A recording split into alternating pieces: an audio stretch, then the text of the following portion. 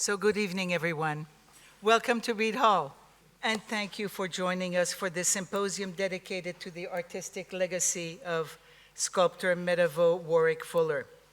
My name is Brune Biberk, and I have headed Reid Hall for many wonderful years. I won't tell you how many.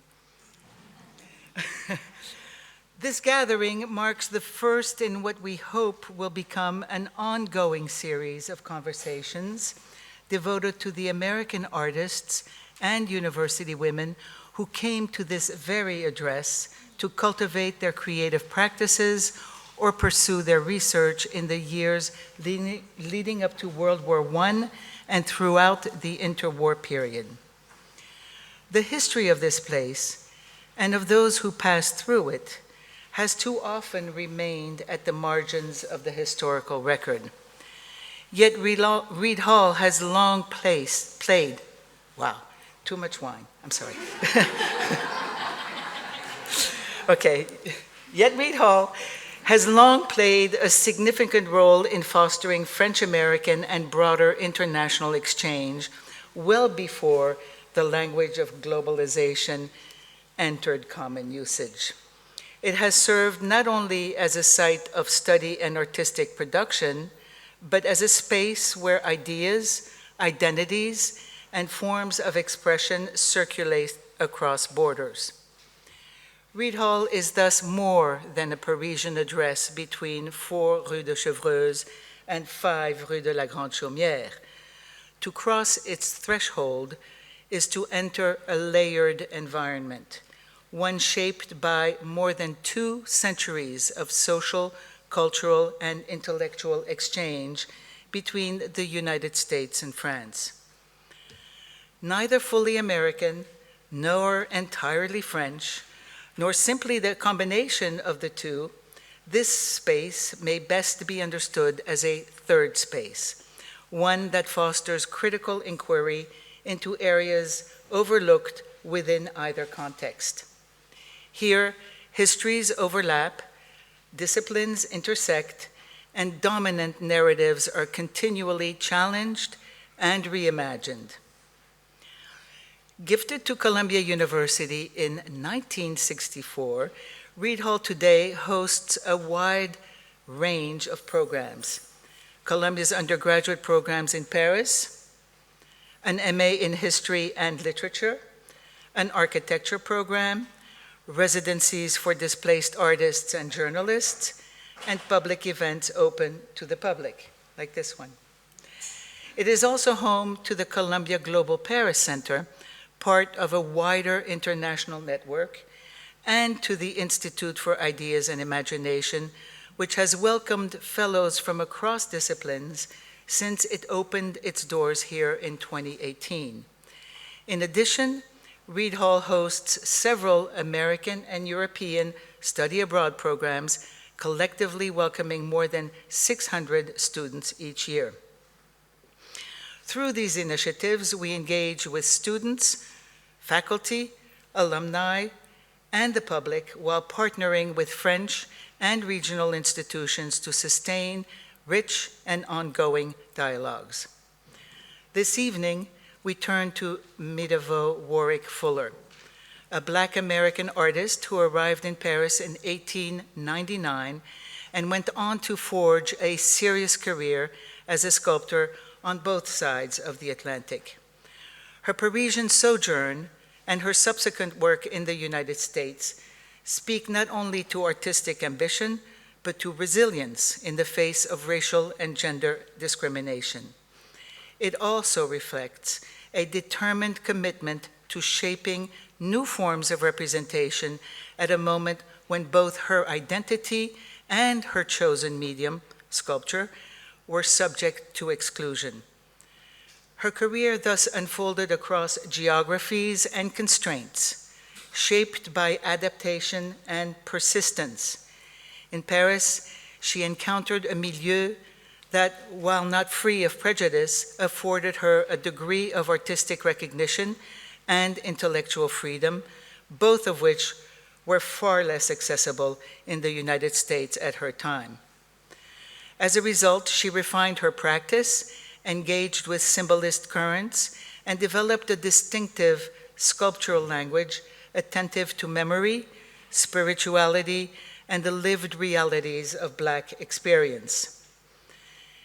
In turning to her work today, we are not only recovering an individual legacy, we are also examining a broader history of artists who navigated and transformed the boundaries imposed upon them. I would like to extend my sincere thanks to the Terra Foundation for American Art for awarding us a convening grant that made this symposium possible. I am also grateful to the Columbia Global Paris Center and the Institute for Ideas and Imagination for their support. As well, I would like to recognize the many individuals whose outstanding efforts brought this event to life. Our special projects team, led by Marie Duzema and coordinated by Tessa Overvoorde, who's there. Our communications team, Charlotte Force and Anthony Valette, who are also in the room somewhere. And last but not least, our senior operations manager, Krista Foree, and her team for ensuring that the logistics run smoothly. And finally, of course, to our speakers, thank you for joining us, for sharing your insights, and for helping to shape and advance this important conversation. Bonne soirée.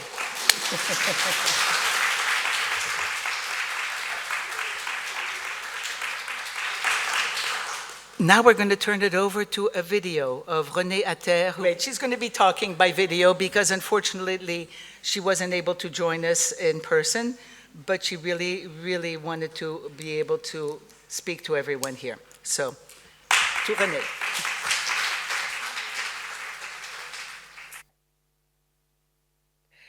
Thank you to the team at Columbia Global for the invitation to speak at the Meta Vaux Warrick Fuller Symposium. Before I begin the talk, I'd like to take note that I defended my dissertation on Fuller in 2000, 26 years ago. In 2010, I published a monograph on the sculptor that focused on her engagement with several important exhibitions, including the 1907 Jamestown Tercentennial Exposition. I am deeply indebted to the Black press of the early 1900s who covered Fuller with excitement and recognition of her talent, and to the scholarship of Judith Kerr and Velma Hoover, who brought Fuller to our attention in the late 1970s, early 1980s. Both my dissertation and the book were based on a deep dive into archival sources to find Fuller's presence. I made visits to the Danforth Museum very early in my research, the Schomburg Center for Research in Black Culture, the Archives of American Art, the Library of Congress, the Moreland Spingarn Research Center at Howard University, and the Peace Collection at Swarthmore College. I am gobsmacked to read of the Danforth Museum's acquisition of Fuller's scrapbook, an object I had always hoped existed and to which I am thrilled to have digital access. My regrets that I could not be in attendance for what will surely be a lively conversation and exchange. I appreciate the opportunity to present a few remarks on Fuller's time in Paris. In the brief time that I have today, I consider how Paris, as a cosmopolitan center and a thriving art scene, was instrumental to Warrick's development as an artist. She sought further artistic training in the French Academy system, taking private instructions and enrolling in the Académie Colarossi, and she visited the numerous museums, seeing a rich selection of European painting and sculpture. During her stay in Paris, Warrick attended the Universal Exposition of 1900, the enormous world fair that celebrated the achievements of the past century and heralded the beginning of a new century. She also received acclaim in the French press for her symbolist-infused sculpture. Paris was a lively and dynamic new space for Warrick, one in which she flourished and gained notice as a talented sculptor and an acolyte of Auguste Rodin. After graduation from the Girls' High School and Philadelphia Museum and School of Industrial Arts in Philadelphia, and with her mother's and aunt's financial support, 22-year-old Meta Warrick Fuller set sail for Philadelphia on September 30th, 1899, on the SS Belgianland, arriving in Liverpool, England on October 11th. A friend of the family, Harriet Loudon, and met Warrick at the docks. Loudon was married to Frederick Loudon, a former member of the Fifth Jubilee Singers and the director of the Loudon Jubilee Singers, who were in Europe on a 6-month, 17-country tour. On the evening of her arrival, Warrick attended their performance in Manchester. The next day, she traveled to London, where she stayed with a member of the group for several weeks. After her sojourn in London, she took the boat from Dover to Calais and the train from Calais to Paris. When she stepped off the train at the Gare du Nord, she must have looked around in wonder, taking in the great cavernous train station and its bustling activity, and staring up in awe at its enormous cast iron and glass roof. Gathering her bags, Warrick made her way outside to a horse-drawn carriage, or perhaps the electric tramway. As she traversed the city, its architecture and the many people moving through its streets surely impressed her. She finally arrived at her destination, the American Girls Art Club, where she reserved a room.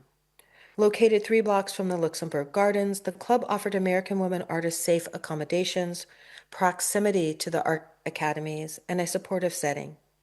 Warrick knocked on the door and eagerly awaited entry.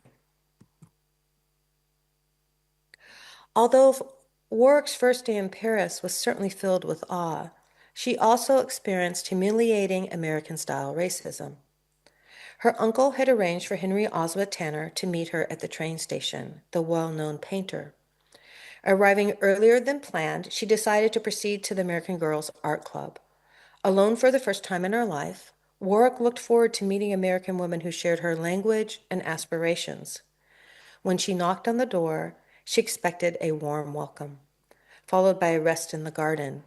Instead, she had a difficult and painful meeting with the director, a Ms. Aisley. Warrick recalled later, "I was ushered into the directress room. This was quite early in the morning. She was about to have her breakfast, and she was having her hair done. She said, 'Sit down, child.' Well, at that time it was quite the fashion to wear the heavy veil, and I pushed the traveling veil up, and she looked at me through the mirror.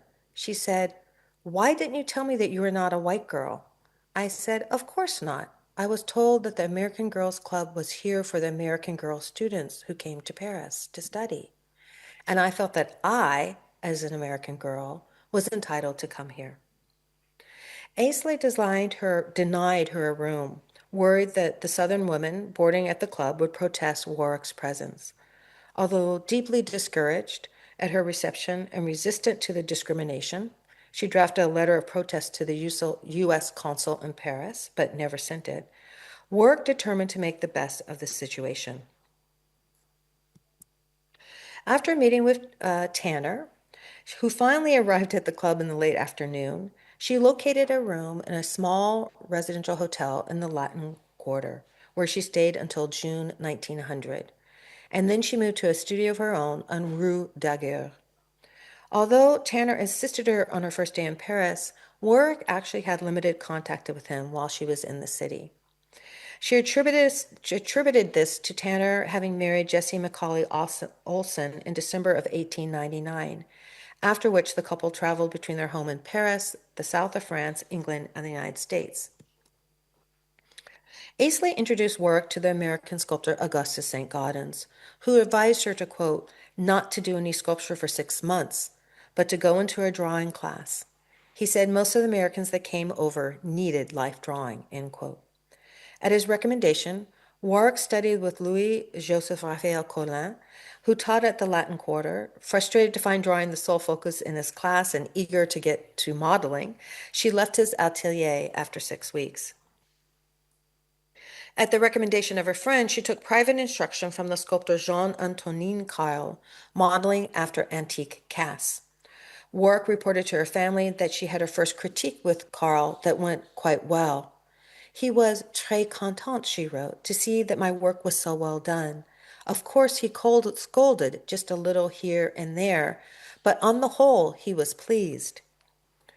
Unable to afford his instruction for long, Warrick enrolled at the Academy of Colarossi, studying with Jean-Antoine Gilbert and others. She noted, the lessons there were very much cheaper, and I got the same criticism twice a week for very much less.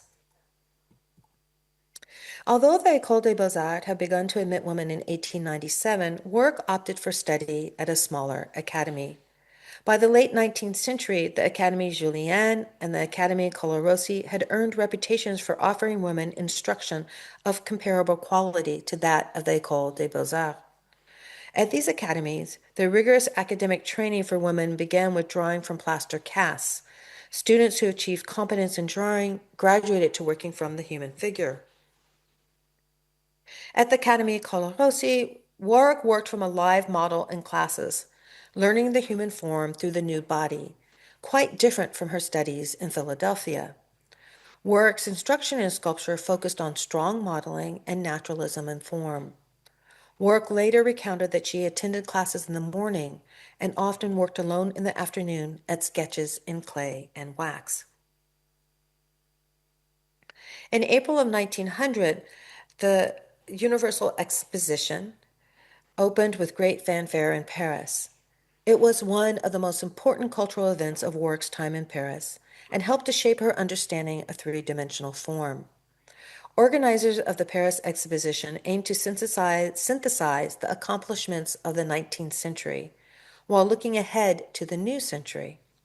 Over 40 nations participated, demonstrating their power and wealth in elaborate historical, scientific, and cultural displays. African Americans, under the leadership of Thomas J. Calloway, W.E.B. Du Bois, and Daniel P. Murray, designed the American Negro exhibit for the Palace of Social Economy and Congress, a building designated to house the world's ideas of sociology. Du Bois described the exhibit as, quote, an honest, straightforward exhibit of a small nation of people, picturing their life and development without apology or gloss, and above all, made by themselves, end quote. The American Negro exhibit took as its principal theme African American progress since Reconstruction. Through an acquaintance, Warrick met Calloway, who asked her to repair damage to dioramas that had been created by Thomas W. Hunster and his students of the Washington, D.C. Armstrong Manual Training High School. The 9 dioramas, which no longer survive, trace the history of Black progress in the United States since emancipation. Fuller also met up with W.B. Du Bois, who was a family friend as well during the time of the exposition where he was monitoring the exhibits. Warrick toured the Paris Universal Exposition officially on Sunday, May 13, 1900. She wrote to her family of her excitement at attending the exposition and hearing John Philip Sousa and his band play Hands Across the Sea.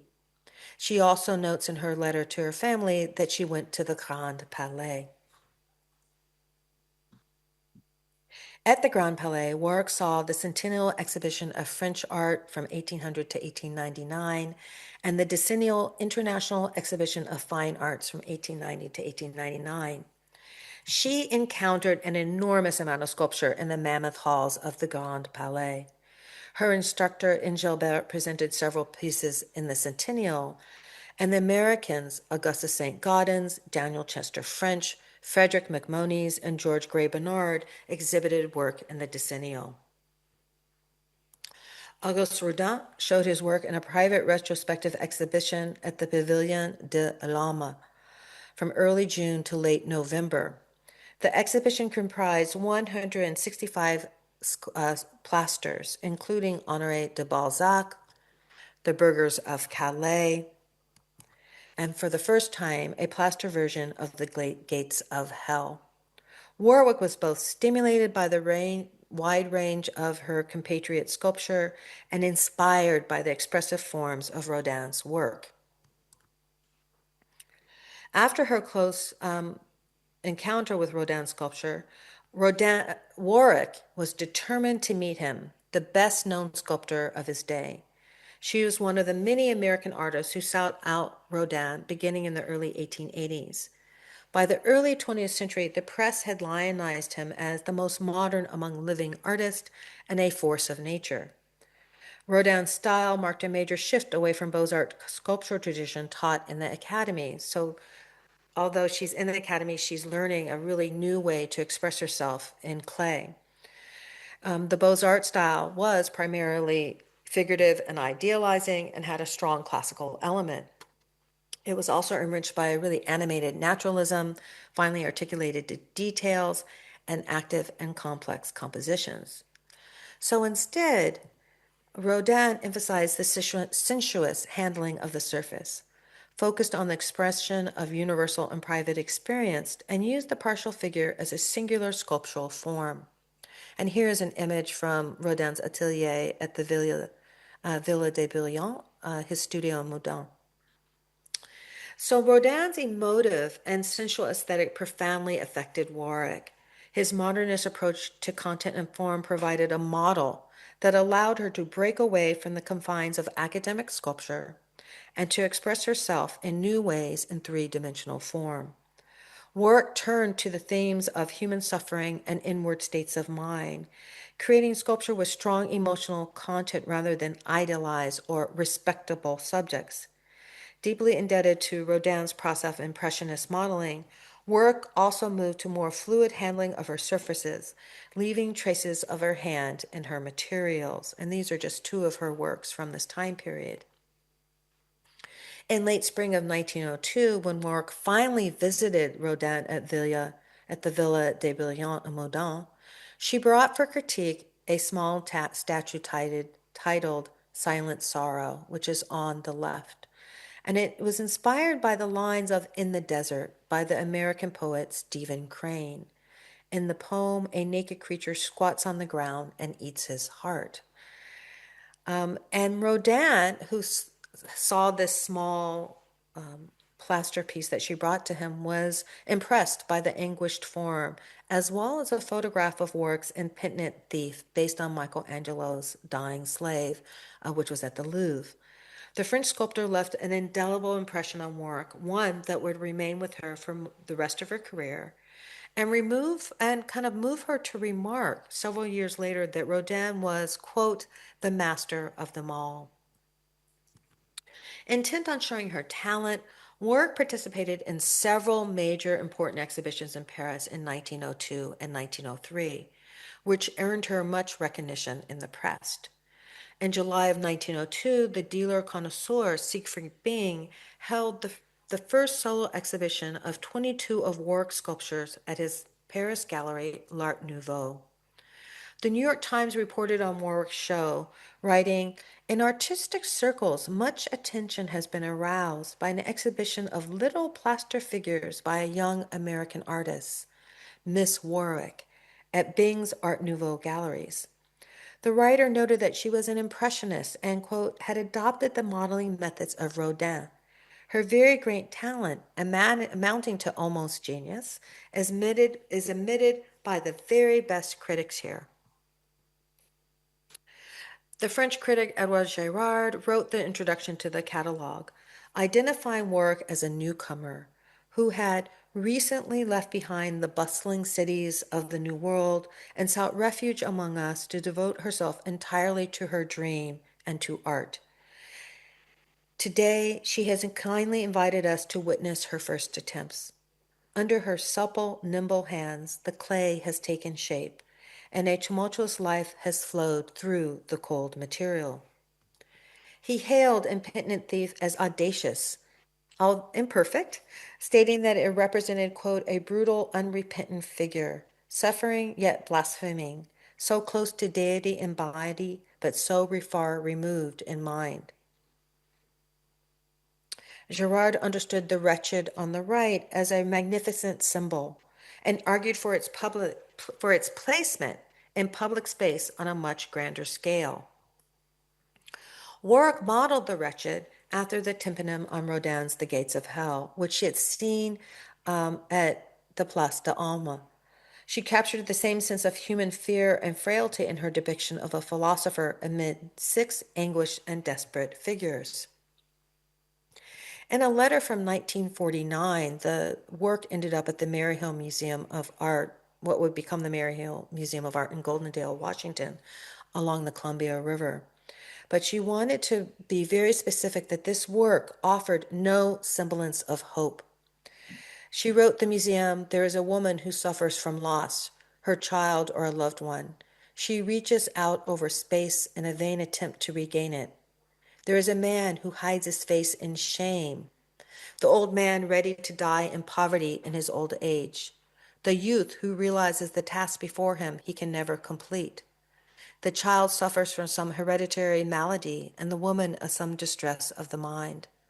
Topping them all is the philosopher, who suffers through his understanding and sympathy." With this multi-figure sculptural work acknowledged Rodin's influence. At the same time, she extended her own interpretation of human suffering. Mida Vaux Warrick's 3 years in Paris was essential to her artistic development. Her success in overcoming the racism of her reception at the American Girls Art Club speaks to her perseverance and adaptability. Did it shade the rest of her time in Paris? Surely it did. She was unable to participate in the lively interchange among residents at the club, the informal sketch classes, the collegiality and support of other American women artists, and the formal entertainments that involved well-known artists and dealers. But Paris gave her something that would have been more difficult to obtain in Philadelphia: independence.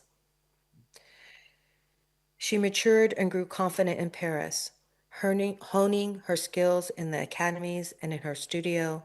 She shaped her life as a professional artist. Thank you. Okay, great. Hi, everybody. First, I want to thank Brune and everyone at Columbia University for pulling this seminar together.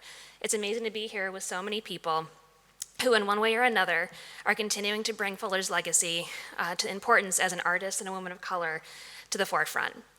I also want to thank the Mida Vaux Warrick Fuller Trust for their dedication to their grandmother's legacy and entrusting the Danforth with her collection.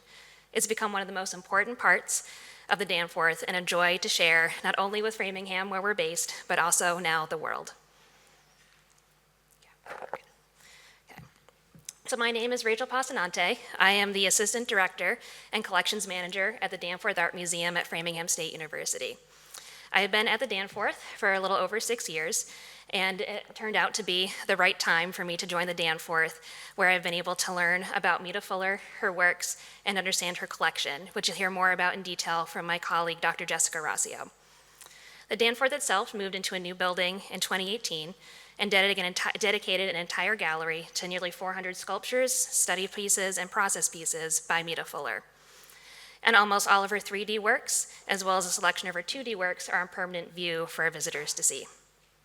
Exploring and understanding Fuller's work and learning about her career has been tremendously aided by the donation of the Fuller scrapbook. It was given to us by Carnell Hoover in 2022, and it was discovered while Carnell was helping her mother clean out her house. According to Carnell, her mother, Velma Hoover, was friends with Mida Fuller and was given the scrapbook for safekeeping. This scrapbook has, like I said, been a tremendous resource as it provides a concise grouping of primary source materials that Fuller clipped and saved herself. Not only has it provided insights into her sculptures, including some of unknown works, but it also gives insights into the people she met, the places she exhibited, and the global attention that she received, as well as valuable insights into how she was represented between the American and the French press. Today, I'll be focusing more on her earlier materials from her time in Paris to just after her return to the United States in 1902, working with articles until 1903, 1904. The first item that I'll be talking about today and from the scrapbook is a faded exhibition catalog from Gallery Bivet. It was written by Fuller at the top in very light pencil as first exhibition. This show happened in December 1901, was Bertha Vey's first exhibition, organized by the Spanish art dealer Pedro Manache. Bertha Vey was the first Parisian woman gallery owner to open and run her own contemporary art gallery for emerging artists in Paris. She came from a family of art dealers and, somewhat like Fuller, bucked a lot of societal trends. She opened her own gallery in 1900, where she would dedicate one of every 5 solo shows to a woman artist.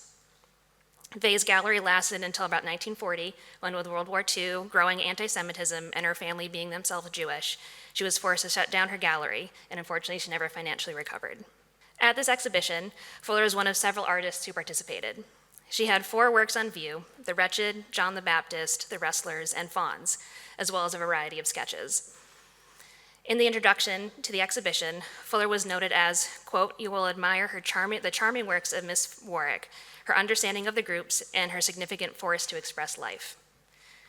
In Vey's autobiography, which was published in 1933 and recently translated to English, called Pow Right in the Eye, when Vey was recalling her inaugural exhibition, she wrote, "Miss Warrick exhibited some promising sculptures, whatever became of her." The fact that Vey remembered Fuller 32 years later, and in the context of working with so many other skilled artists, really showed that Fuller left an impact on Vey. The next item that I'll be talking about is an exhibitor card from the Union of Women Painters and Sculptors. This group was founded in 1881 by Helen Berthoud, a French academically trained sculptor. This group was formed to promote female artists, aid in their education, and host exhibitions of their work. At its peak, it had around 450 members and existed for over a century before its closure in 1994, making it one of the longest-lasting artist associations in the world. Fuller's card ticket here indicates that she was an exhibitor at their 1902 exhibition. We don't know, however, if Fuller was herself a member or just happened to exhibit one of her works at their show.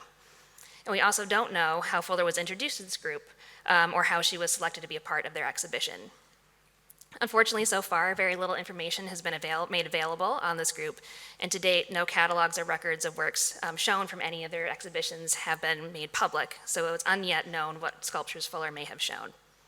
Also in the scrapbook are several items that record her first solo show at L'Art Nouveau Bing. L'Art Nouveau Bing was run by Samuel Siegfried Bing, who came from a family of sculptors and jewelry designers.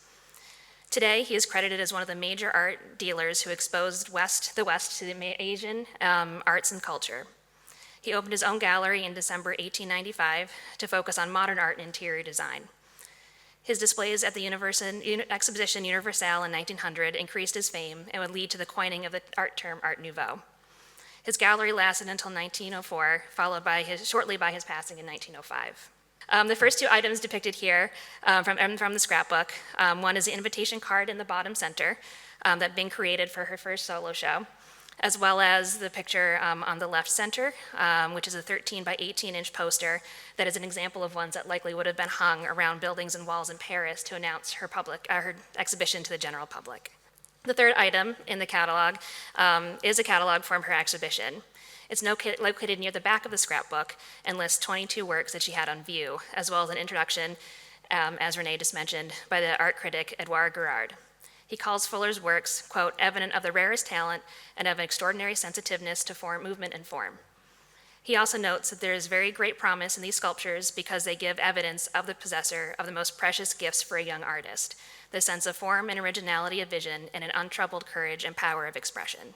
Also within this exhibition catalog are marks made by Fuller. There are 5 works that have marked with pencil lines next to them. 3 of them are shown here in this image. We know from other records that 2 of these 3 works pictured here were bought from the exhibition, so it's very likely that these lines note sales of works. The Wretched, Little Dancer, and Boy with Thorn and Foot have been photographed in public institutions today, but the bouquet and the other dancer piece have yet to be identified, and we don't know if they still exist. And beyond the Wretched and Little Dancer, we also don't know who purchased the other works. As mentioned, there's a lot of photographs as well in the scrapbook, and 3 of them are here. These 3 were in her Bing exhibition, and unfortunately do not exist any longer today. From right to left, we have Death in the Wind, Spirit Dancing, and 2 sides of her work called Man Carrying a Dead Body. The last item related to Bing is a personal letter that he wrote to Fuller. From the first line, we know that he is responding to a previous letter that Fuller sent him shortly after she returned to the United States in 1902. He mentions how the pieces that she left him were much appreciated by the visitors to his gallery and that they were anxious to see some more. He also asks if she, quote, "can manage to let me some more of your works, I am pretty sure it will be a good thing for the sake of spreading out your reputation." He also notes that the Wretched, which was bought by him from her solo show, was almost finished being bronzed. It's unclear exactly what pieces Fuller left him or if she ever actually did send him in any additional works. And one really does wonder how much support he could have been to Fuller, as he obviously felt strongly about her and her works. But unfortunately, his gallery would close in 1904, the year following this letter. Also within the scrapbook, Fuller saved 2 calling cards. The first one here is from Colonel Louis de Figueroa Ferretti. He was part of the royal Spanish household and the chamberlain to the King of Spain. He helped raise the future king, Alfonso XIII, until he became king himself in 1902 at the age of 16. This card helps support a passage in Judith Kerr's 1986 thesis, God-Given Talent, The Life and Times of Sculptor Vaux Warrick Fuller, which notes that Fuller, while preparing for her show at L'Art Nouveau Bing, met a man who approached her and they began discussing her works at length. He was impressed that Mita showed interest in an old soldier from Spain like him.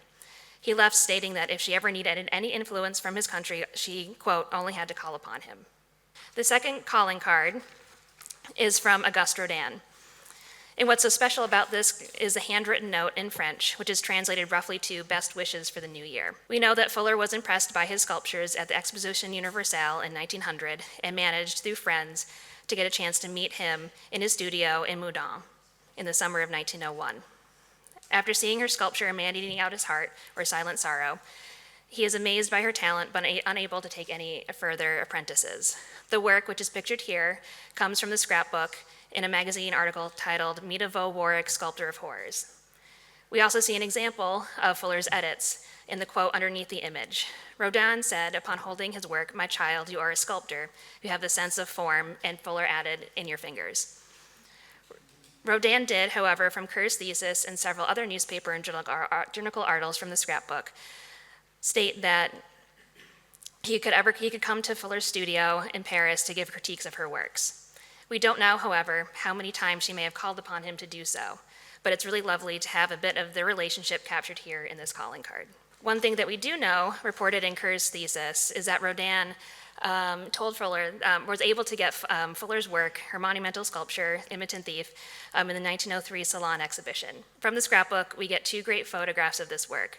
The photograph on the left is of the full-size piece, and you can see the maquette just in the front in the shadows, as well as the small step stool in the front that you can imagine Fuller using to get up close to etch away the clay and to add more kind of tension to the muscles or details in the face. In Gerard's review of her solo show at L'Art Nouveau Bing, he specifically called out this work as being her greatest effort in striking with, quote, execution of certain portions does certainly look timid, but in other parts it is wonderfully courageous and strong.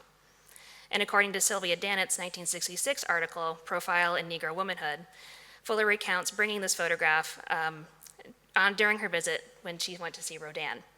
It's possible that this is one of the works that Rodin kept an eye on during any visits to her studio that he may have done, especially as he was inspired enough by it to use his influence to get it into the 1903 Salon. Unfortunately, it's believed that the full-size sculpture was destroyed after the Salon through a variety of accidents, and it's unclear today if the maquette survives. As mentioned earlier, this scrapbook contains a concise grouping of primary source materials that reshapes our understanding of how much global attention Fuller received earlier in her career and changes a previously understood narrative that she was not widely known in America and that most of her attention came from France alone. The scrapbook also provides opportunities to analyze how Fuller was treated across different cultures and geographies. And in some of these articles we've already seen, Fuller made corrections, so it provides also an insight of what she found important and what she wanted people to know about her and her career. In the scrapbook, there are at least 7 French articles that go into depth about her career from 1900 to 1902.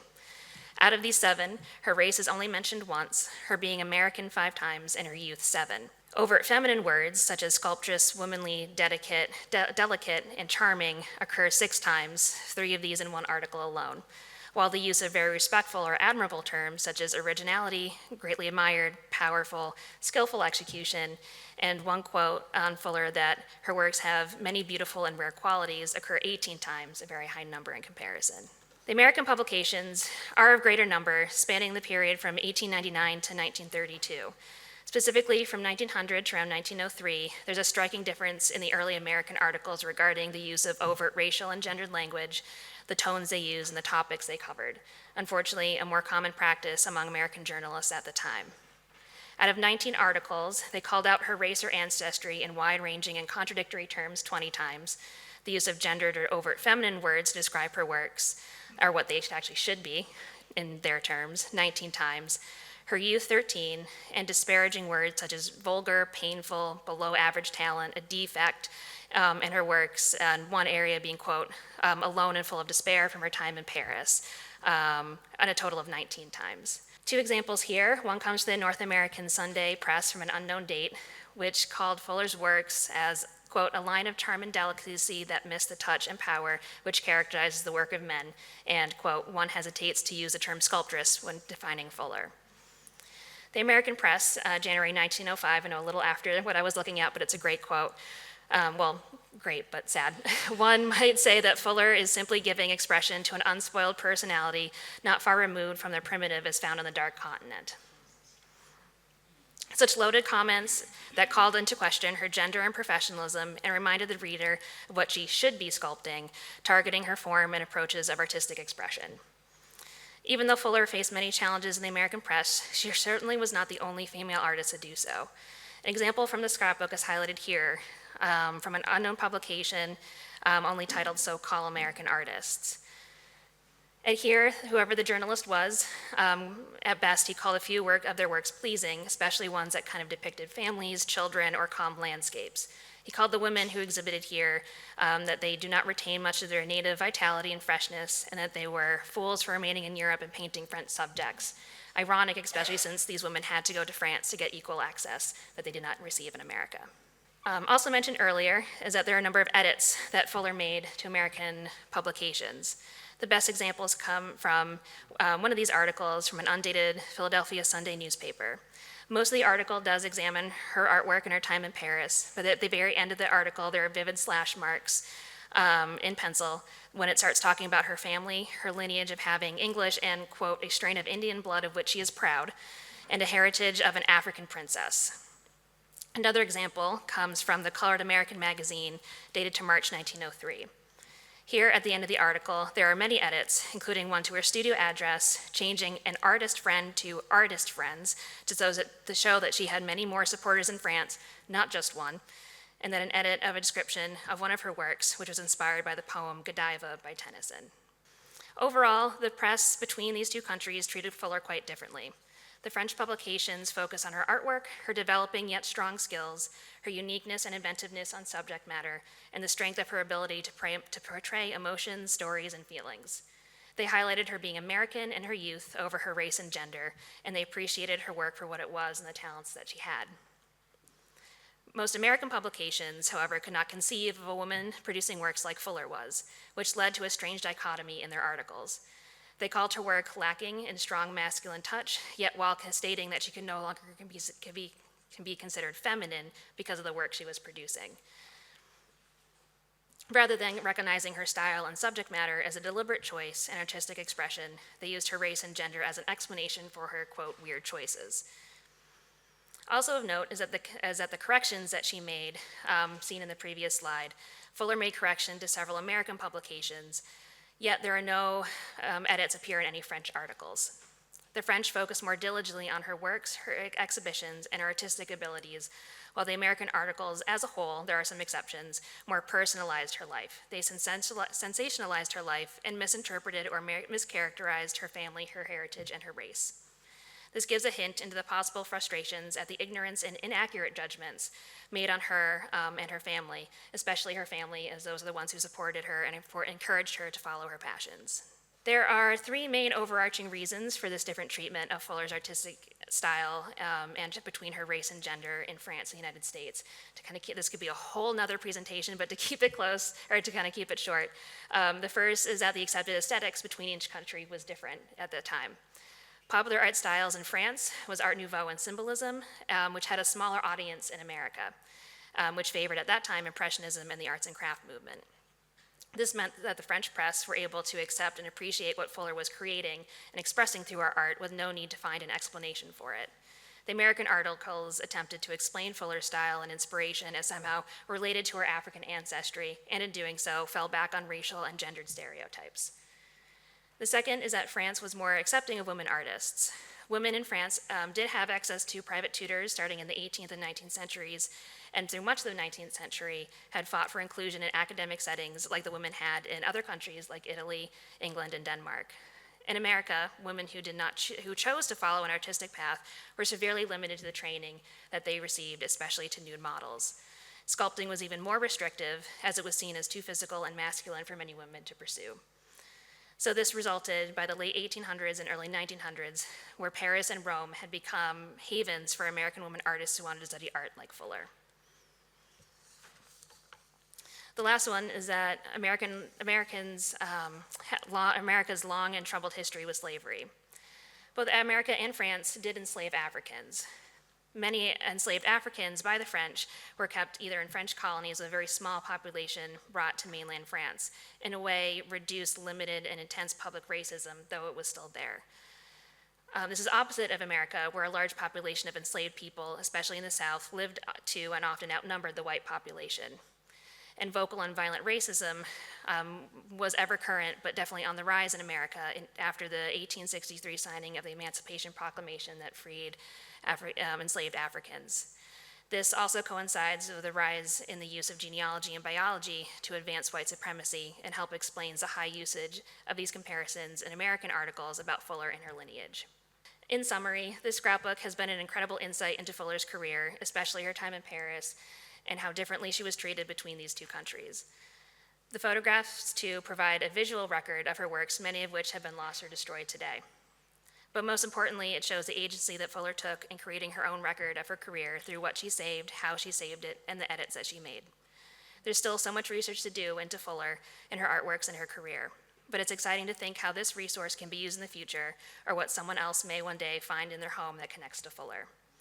To end with a quote from Gerard back in 1902 from his review of her solo show at L'Art Nouveau Bing, "We shall need to keep the name of Miss Warrick in mind. With such gifts, I doubt it will not be long before it becomes the name of an artist who is liked and appreciated by all who care for art." Even though this quote was said over 100 years ago, through Fuller's dedication to her artistic calling and the work of people here today, it's finally becoming more of a reality. Thank you.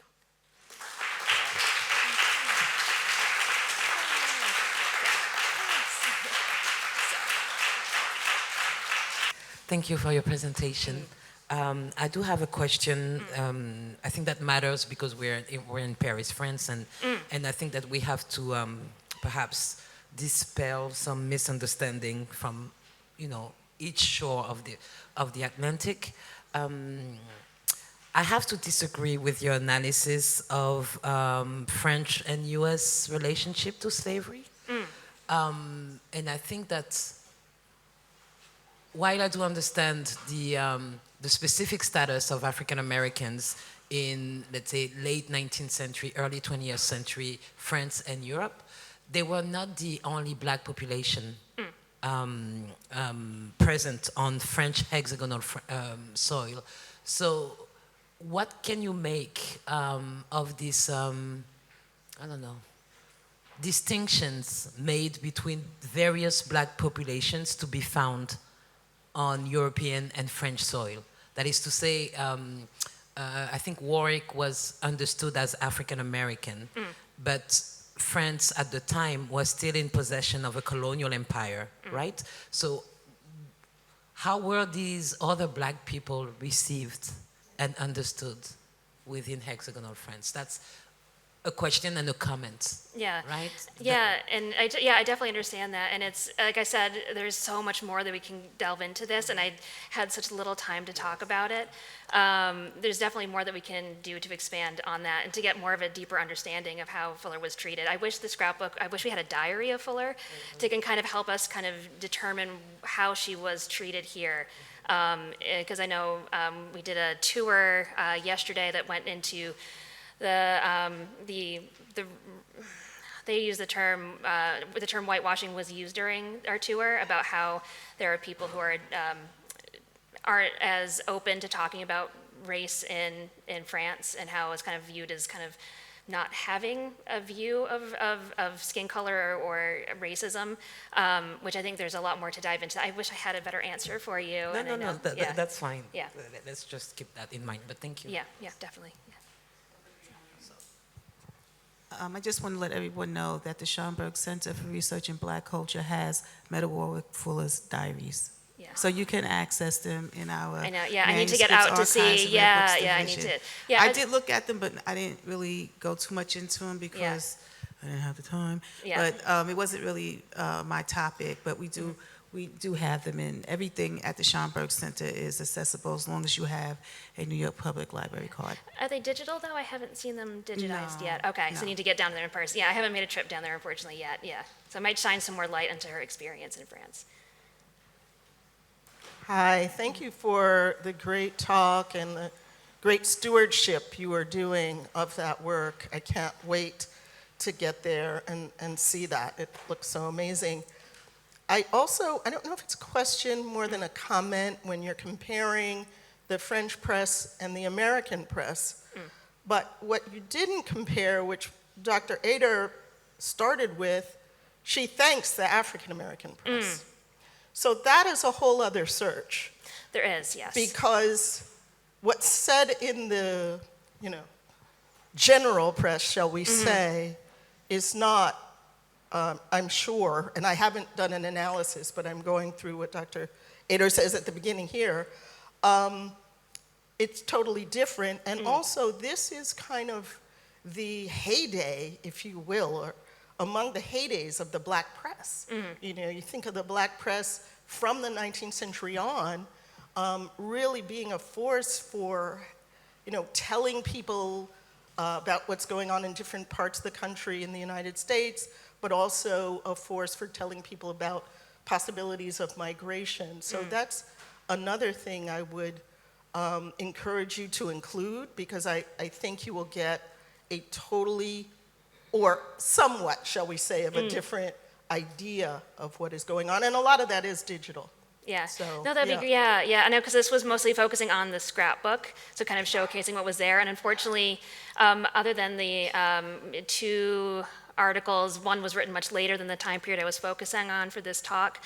There's only two that I can identify as being written by African American press. So yeah, there's definitely more that we can talk about too. And the one that I highlighted from the American magazine, they were much more appreciative of Fuller. There were still some edits at the end, but they were much more appreciative of her work. But it would be great to do a bigger comparison of other articles that are out there beyond just what's in the scrapbook. And thanks for centering it there, because perhaps, we have access to so much digital yeah. information that Yeah. she did not have access Yes. to, perhaps. So it was what she had access to at the time, Yeah, or what maybe but- friends might have saved. Yeah, I definitely agree with that. Yeah. There's the Baltimore African American, there's Amsterdam News, all within that seaboard. We're, based in Philadelphia, but then if you're going up to Boston, So it's definitely something. Any graduate students in the room? Let's go. It could be definitely, yeah, I'm rather further dive into works. Yeah, that'd be great. Yeah. Okay, well, thank you. I appreciate everyone's questions. It's more ideas to spin off of and see where we can go with it. Yeah, great. Thank you very much. Okay, so good evening, everyone. I am Jessica Rossio. I'm the director and the curator at the Danforth Art Museum at Framingham State University. I'm very grateful to be here, and to thank you to Brune and Columbia University and the Paris Global Studies Center for having this conversation and this symposium. And of course, also, we are grateful to the Fuller family for making all of this possible at the Danforth. So I am here tonight just to talk to you briefly about the collection that we have and how we are exhibiting it and displaying it at the museum, and the fact that it is an ongoing work in progress. So the image I'm showing you right now is the first case that we had made for our piece Ethiopia Awakening when it traveled to the Woodmere Art Museum in Pennsylvania about 10 years ago for an exhibition. And we were not able to really start loaning the pieces until around that time, which I will go into. So Just to give you an overview of our collection and our space, the museum has been home to Fuller's work since probably the 1980s, but was officially gifted by the family in 2006. The Fuller family has had a relationship with the Danforth from the time the museum was established in 1975, and they collaborated with the Danforth and the Museum of African American History in Boston in 1985 to do an exhibition of Fuller's work, which has a small catalog. So it is my understanding, I should say, that I've been with the Danforth for about 16 years now. I started in 2010. I've been in various curatorial capacities, and I became the curator in 2015 and the director in 2020. So I'm largely speaking in this kind of about my experience with the collection over the past 15 years. But the whole collection was gifted to the museum officially in 2006. So that's the official accession date. The collection itself consists of the contents of her Framingham studio. And so basically what I say when people come to the museum is imagine if you walked into a studio space and packed up everything that was happening in the artist's studio and then just brought those boxes to a museum. And that is what our collection was, or that's how it started. So these pieces, there's around 400 pieces, and they are largely process pieces, molds, maquettes, and some ephemera. So they really give you an excellent overview of Fuller's process and her interest in subject matter. We only have one bronze, and that was gifted to the museum when we first opened in 1975 by a family outside of the Fuller family.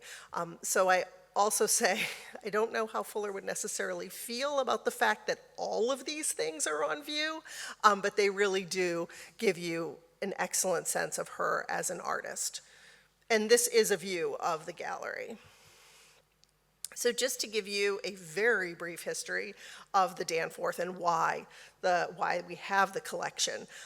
We are located, or we were located in downtown Framingham, Massachusetts, which is about 30 miles outside of Boston. We're between Boston and Worcester, Massachusetts. And we were first opened in 1975 in a renovated school building, which you can see in the work on my left. And it was a town-owned building. We shared the space with a number of other arts organizations, and we are a contemporary regional art museum. So we have a collection of about 3,700 objects, ranging from the early 19th century to the present day.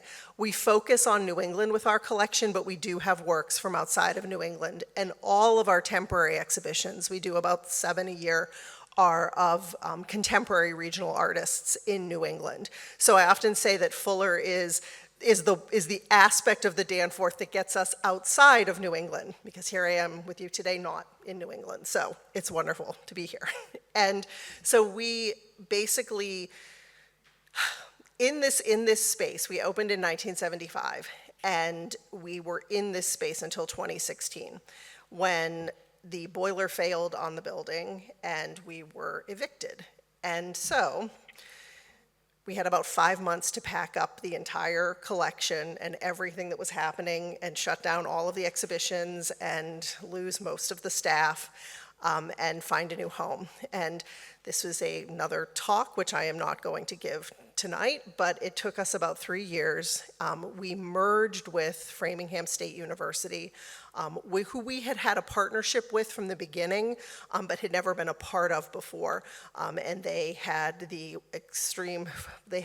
it was wonderful that this was something that they wanted to happen.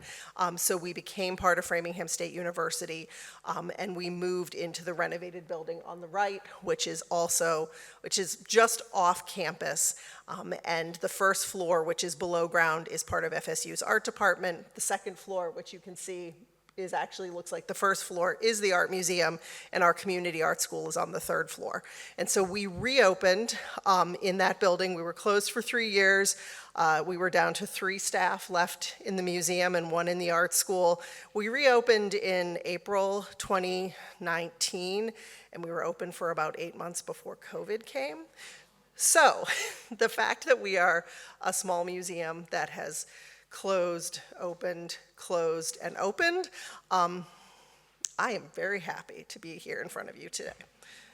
So these are two more views of the gallery, and one of the things that was crucially important to us as we were planning the space, and we're a small space. We have 6 galleries, 4 of them are for temporary exhibitions, 2 of them are for the permanent collection, but we knew, the 3 of us knew, along with some members of our board, that we had to have a permanent space for the Fuller collection, which is at the core of our permanent collection, and that space would always be hers, and that hopefully the collection would grow and change, but that it would always be devoted to her. And so we planned out open storage where we have the busts that we have and basically anything that is standing. And then we have some drawers, which we have some of the bas-relief and the medallions, and we have we have amazing pieces that show the progress of her work.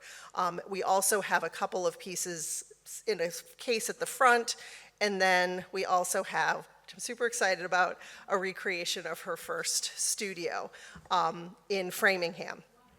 And so this is based on one photograph in our collection. As far as I know, there are only 2. There's one in Dr. Adder's book of her working in her Framingham studio. We think around 1919, and it's clearer in the other image that she's working on Mary Turner at the time. This one, we had an eagle-eyed previous collections manager who spotted that Mary Turner is actually on the back table next to the window. So we know it was taken around the same time. She also has the same earrings on as she did in the other picture, but anyway. So I love this photograph so much. And this has always been the entry point for me into her collection, because you see her in the midst of working, and it looks like you just kind of caught her while she's working. And she just turns to you, and she is busy. And she's like, what are you doing right now? And so besides the fact that there aren't a lot of photographs of her working, particularly once she moved to Framingham, what it also gives you a sense of is just the space that she had to work with. So this is her home on Warren Road in Framingham. The attic is big. It's a walk-in attic because the people who live there now were very kind and let us come in and take measurements when we were doing this. But it's still an attic, and she was a sculptor. And so the fact that she had this really kind of cramped space, she had a husband, she had 3 children, this picture to me just really captures her, like who she was as an artist. And so this is what our studio looks like in the gallery. And one of the really cool things we found is that many of the things in this photograph are in our collection. So we were able to recreate it pretty closely to what her workspace would have been. And because the Fuller family has been so wonderful and to give us anything when they come across it, we have her traveling trunk, we have her work stand, we have armatures, we have paint. So like when you're thinking about the process, when we bring people into the space, we're like, she used all of this stuff, which was just really. So anyway, I'm excited about that because I just love the fact that we're able to do this, and that my own background, I'll talk a little more about this tomorrow, my own background is in photography and photographic history and women artists' studios, and particularly photography studios. And so I did not ever turn my dissertation into a book, so I tell people that this is like my book right here, but anyway, it is not, but I really enjoy it. So to go back just a little bit, the collection has not always looked the way that it did now, and it arrived at the Danforth in our previous building over the course of a number of years. It was not substantially documented when we first received it, and in fact, when I arrived in 2010, some of the last pieces were still coming in, even though the collection was officially accepted in 2006, including the trunk and a large work we have of the Four Seasons. So this is only one picture that I'm going to show you of what the collection looked like when I first encountered it in 2010. It was in, I should admit that our previous location was not climate controlled. We had 9 galleries and only 2 of them were climate controlled, so it was in not ideal storage, and it was not fully cataloged. We did not have a collections manager until 2013. We hired a collections manager. we then were able to get an NEH preservation assistant grant to bring the Williamstown conservation team from Williamstown, Massachusetts in to really look at the collection. And in kind of like a game of telephone, I had been told by someone who had been told that the collection was actually entirely infested with mold. And that was one of the reasons why it was wrapped up in storage. It was not infested with mold, and essentially Williamstown was like, the wrapping that it's in is where the mold is. And so anyway, we got that grant. We were able to identify that the work was in condition that actually could be exhibitable. And then we received a loose foundation grant, which was going to allow us to rehouse all of the pieces, because many of them were still wrapped as they had come years before, and to document them. We started phase one of that. That was the rehousing and the documentation, and that's when we were evicted. So phase two was going to be more research and exhibition. We ended up with the gallery, but the grant did not go exactly as we thought it would, but this is some images of us rehousing and documenting it. We converted one of our gallery spaces into a collections workroom. In the foreground, you can see some of those horrendous moldy boxes that we freed the pieces from. But essentially, we had a team of volunteers come in, and they were just unwrapping the works, doing very condition reporting, documenting, doing not conservation in any way, shape, or form, but essentially making the works able to be kind of cleaned, not professionally cleaned, but able to be rehoused, and then presumably put back or put on view or put back into storage, though that is not exactly what happened. So that, as I said, we started that in 2015. We also, during that period, did the first real digital cataloging. None of the pieces had accession numbers. They just had the one, 2006. So each piece was cataloged, condition reported, documented, and given a accession number, excuse me. And then we moved the collection starting in 2016. Between 2016 and 2019, the permanent collection had to move 4 different times before we reopened. And so once all of these pieces were rehoused, they were moved, and then this is just a picture from our move. I should say we are still a small museum. We ended up packing the collection ourselves. We did not professionally move it, but we ended up packing all of the collection. And you see in the top picture, that was one of our galleries. That was our best looking gallery, which doesn't say a lot. And that's what one of our painting storages looked like. I'm showing you small museum horror stories right now, and I apologize, but that's what was happening during this period. So then we reintroduced our fuller collection, and we couldn't show it at all at the old building. We showed maybe 3 or 4 pieces at a time, but not within context. And so in this space, we have open storage, we have a rotating space in the front where we say kind of the touchstone pieces that we have of her, which include an unfired bisque self-portrait in the middle, the one bronze, which is our mother and child piece, which I know she reproduced or she sold. That was a piece that she would sell copies of, both on its own, and you could also get it as bookends potentially. We have the other tiny piece in the corner is our maquette for Emancipation. You can really see her early version of what she thought Emancipation might look like. It has much more of a hand coming over the top than the final piece does, but and that is also unfired, so very fragile. Ethiopia Awakening is tucked in the back, and then Veiled Future is the other piece, which we don't know a ton about, but I'm going to mention a little bit in a bit. So that's kind of when we talk about the different touchstones that we have, we start there, and then of course we have the studio recreation. So I just wanted to touch on 3 images that, for me, really kind of are touchstones for the collection for me. And one of them is Dance Macabre, which was done between 1913 and 1914. And this is, it's a plaster piece, and she did this with a number of the pieces that we have that are pretty much finished up to the point before you would have them bronzed. So this is done in plaster and then painted to look metallic. And in our collection, this is the piece we have that is the closest to what I feel like she would have been doing here and what she would have seen in Paris. And this is the piece we have that really shows the influence of Rodin most directly, because this shows her as a modernist sculptor. Wherever you are, you walk around the piece, there's 7 different faces you get. You get something different every time you see it.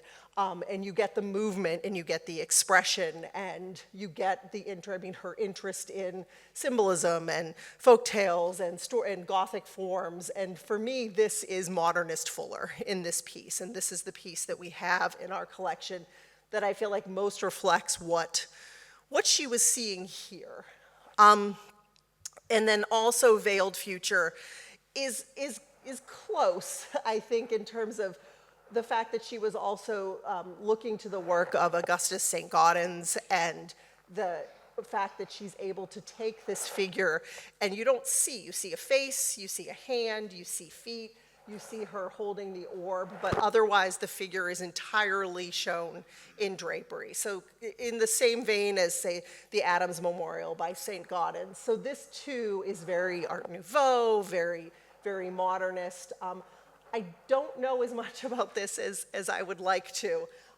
This is a picture from the Schomburg Center that we have of it, or that we have seen of it, where it's outside, and I don't think it lived outside. I think this was probably, I know it didn't live outside, but it was photographed in her backyard. And the piece I'm showing you at the bottom is not, there's obviously a gulf between Edmonia Lewis and Fuller.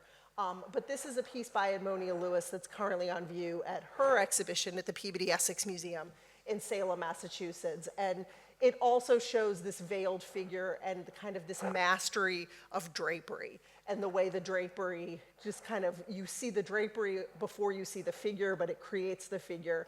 And then to have the drapery over the face was just, I feel like it was a masterful way for both Lewis and Fuller to do their work. And then the last piece I wanted to highlight is Immigrant in America, done in 1915. And for me, this piece really kind of summarizes the work of an artist, the work of Fuller as an artist, and then a work of a museum or a collection in stewarding that piece. This is a piece that she did it's plaster. She did it in 1915 for a competition sponsored by a journal of the same name. She did not win in this competition. All of the pieces that were entered were exhibited in Gertrude Vanderbilt Whitney's studio in late 1915. And then, as far as we know, this literally just went back to her studio after that. It was pictured in an article in the Southern Workman in January 1918, and that's what you see on the left there. And it was illustrated in Renee Adder's book. And this is for someone who I was not familiar with Fuller before I came, or familiar with the depth of her work before I came to the Danforth 16 years ago. That book was a Bible for me, and I was just combing through it. And our collections manager and I had been talking about it, and this piece is illustrated, and it says next to the illustration that it's lost. And we looked at each other and we were like, I actually think we have that piece in storage. And it was at our old building. We went back to storage, and it's under a tarp. And so essentially it was just, and it's like a smaller scale version of like Edmonia Lewis and the discovery of the death of Cleopatra.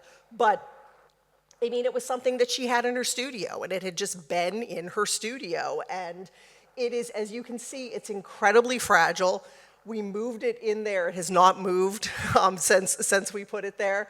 But and it's a piece that she hoped was going to become something else, and it didn't. So she just kept it. And so for me, that's kind of like, artists don't finish things, or things don't go anywhere. They stay in the studio, and then all of a sudden it ends up in a museum. The museum doesn't necessarily know what they have, and then they see scholarship, and we're like, oh my God, like we have this piece. So it is again, one of my favorites. I love the whole collection.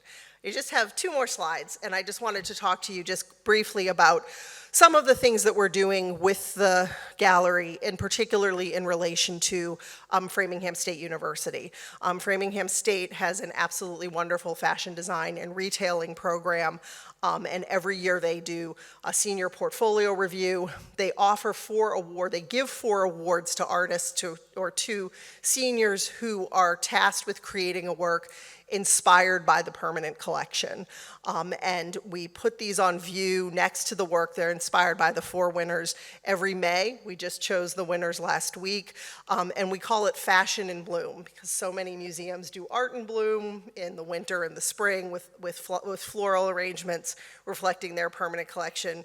We have fashion with our permanent collection. So these are 2 of the winners over the past 4 years were inspired by Fuller's work. This pink piece, which I think won for construction, was inspired by Ethiopia Awakening, and this piece was inspired by Veiled Future. And it's just really wonderful to hear these seniors talk about seeing these works and then kind of taking what they saw visually from the pieces and translating them into contemporary fashion. And that is, we're constantly thinking about where the collection goes from here. And there's so much scholarship that has been done, but that still needs to be done.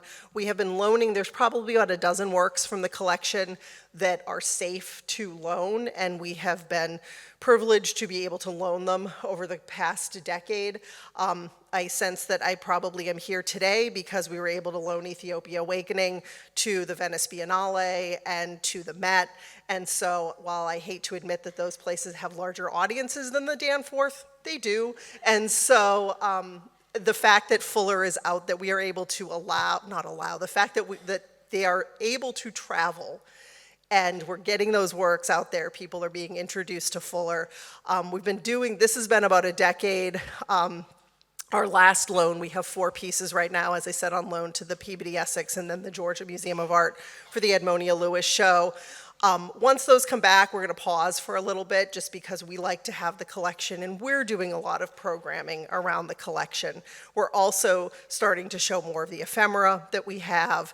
As I said, we're building school programs because, again, when we closed, we are only just now bringing some of our programs and connections in the community back.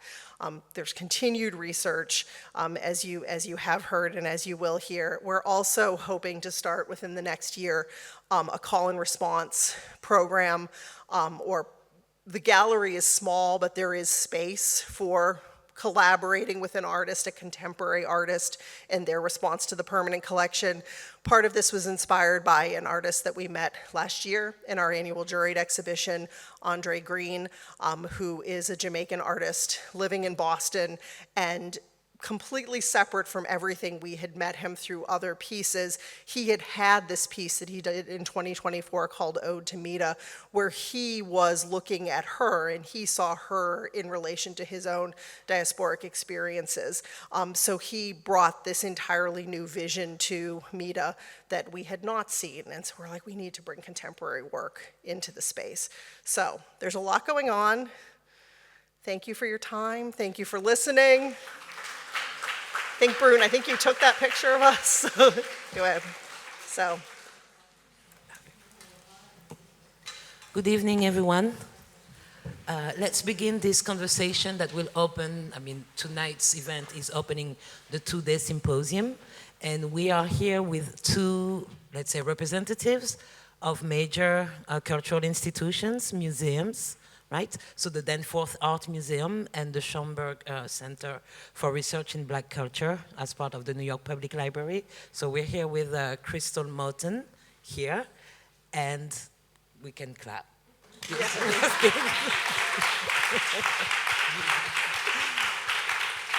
And we're here with Jessica Rossio, who just gave us this complete, exhaustive presentation about what is going on with the legacy of Mita, Vaux Warrick, Fuller at the Danforth Museum. So, because we're using Fuller's as, let's say, a case of study for this symposium, I would like to begin this conversation by with a very large question that has to do with your understanding of legacy.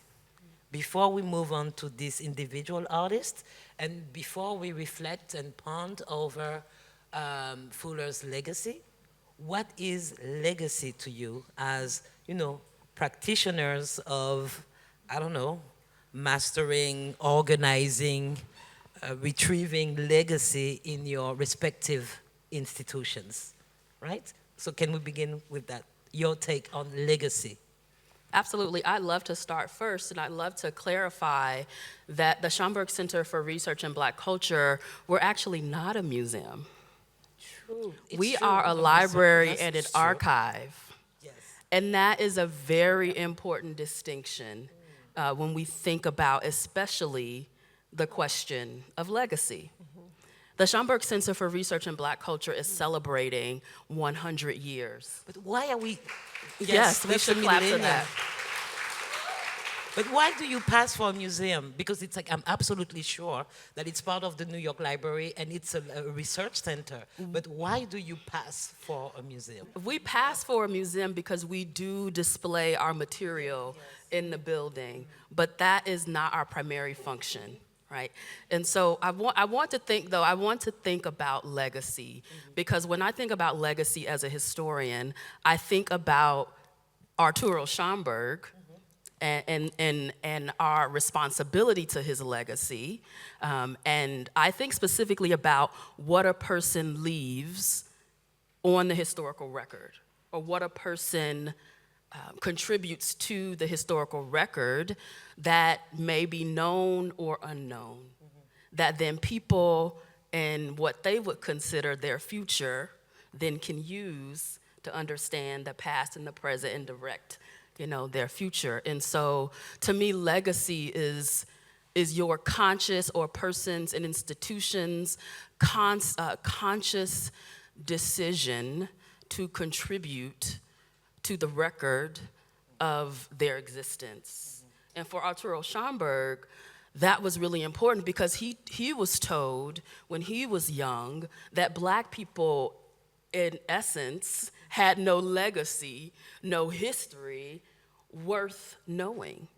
And so then he committed his entire life to creating records, to finding records, vindicating evidence is what he said, that would disprove that statement. So when I think about legacy, I think about what we are leaving on the historical record, and why we're doing so.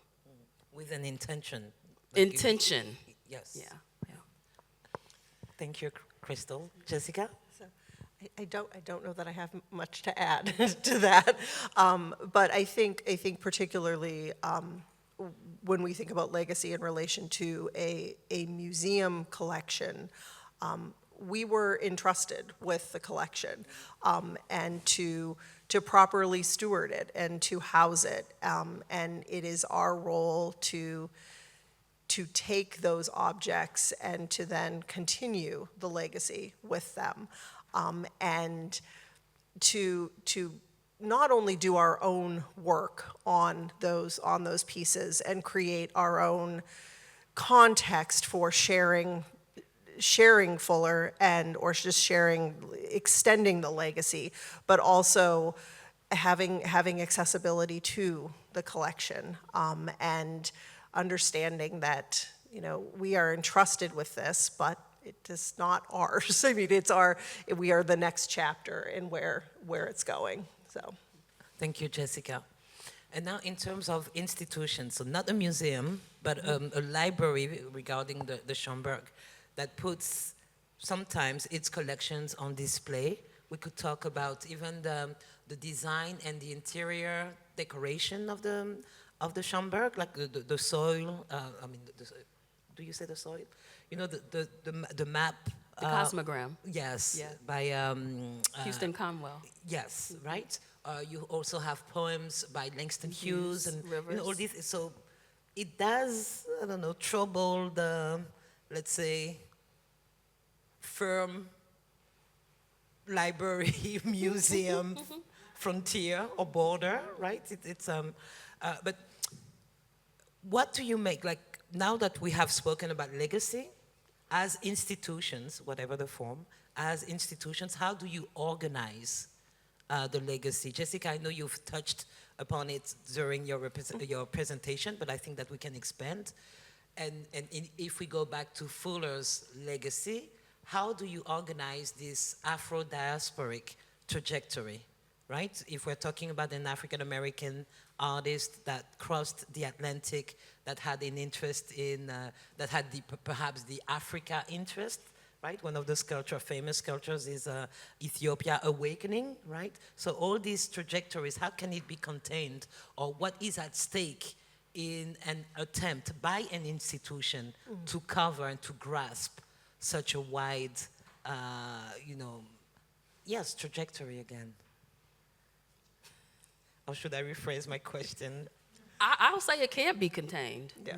Right, it can't be contained, but what our mission is at the Schomburg is to think diasporically, right? And so when we think about Mita Fuller's traversing the Atlantic and think about her growing up on the East Coast and moving to Paris and studying and understanding what she learned here in Paris, that is part of our understanding of what happens when you think about a diasporic context. It's movement, it's migration, it's thinking about Blackness in all of these various contexts. And we know that Blackness is multitudinous.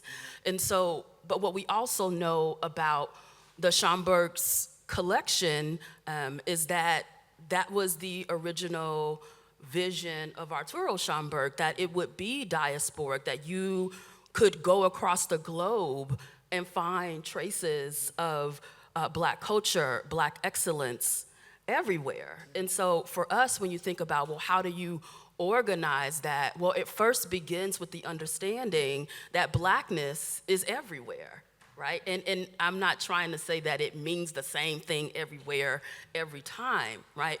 But when you think about where we are, you can find us there. And so that is one of the great wonders of the Schomburg collection, that has over 11 million items that testify to the diasporic nature of Blackness. And so when we get a figure like Mita Fuller, who's thinking about Black people in the context of when she created Ethiopia Awakening, there's this, it's in a conversation of a material curated, collected by Black bibliophiles, not only Arturo Schomburg, right? Because he was in a Black collecting context that also understood diaspora.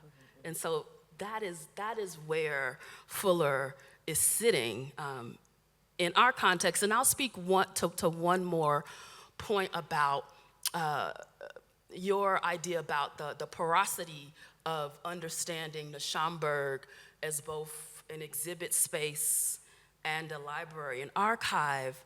And I just want to add that the difference that I see between, and why I want us to think bigger of the Schomburg than the museum, is because as we saw in these beautiful photos of the Fuller exhibit at the Danforth, when we put things on exhibit, we put things in cases. And there is a barrier that happens between a museum visitor and the material. At Schomburg, when you come to Tammy Lawson's Art and Artifact Division, and she'll talk more about that tomorrow, the case is removed. And people can, with the New York Public Library card, look closely at the color, at the shape, the materiality of that material, unmediated by a case. And that's a key difference between the understanding of Schomburg Center as a library, an archive of the public, and a museum. And why is it important to you to remove the medium, to remove the border, to remove what separates the visitor from the artifact. Because there's something about getting close to a thing.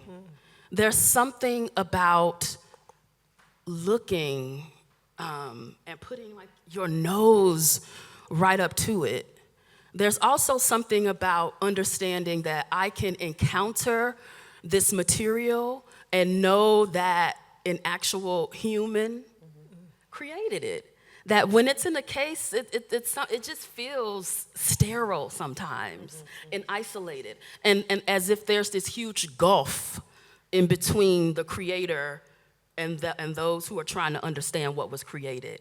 And so to me, that's the dynamic difference that is in play when you come to the Schomburg.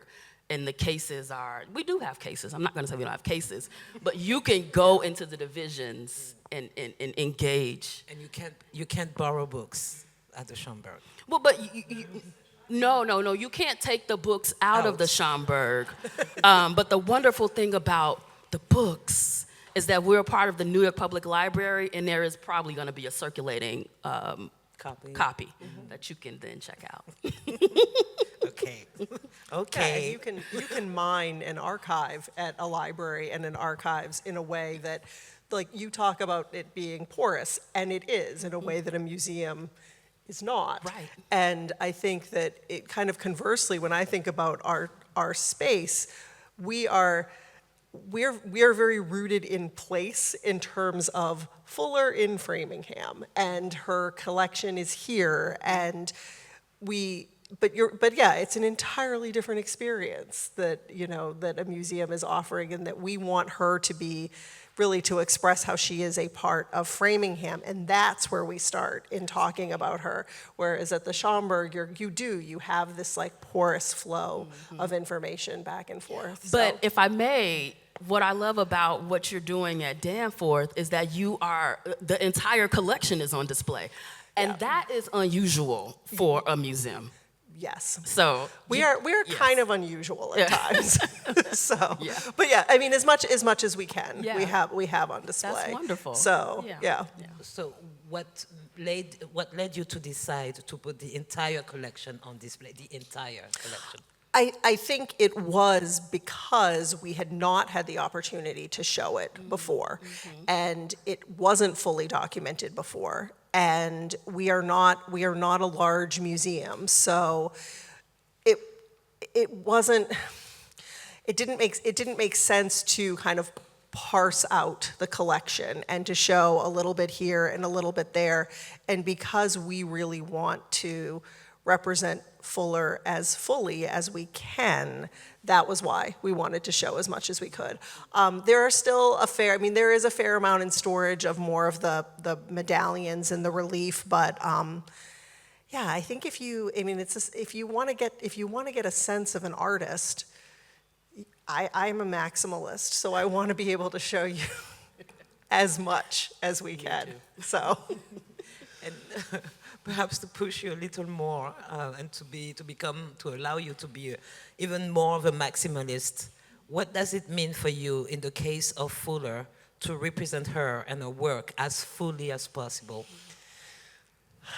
I feel like that is too grand of a task for me, but I think that I feel that because this is the core of our permanent collection, and we had the opportunity to create a space for it. And I mean, I think in order to bring as much attention to her, and I think the clearest thing for me was as soon as we reopened and we were able to say, here is our Meet of a Warrick Fuller collection, which we had not been able to do before, we started getting loan requests in ways that we hadn't before, and I think that because there's so little of the collection that can actually travel,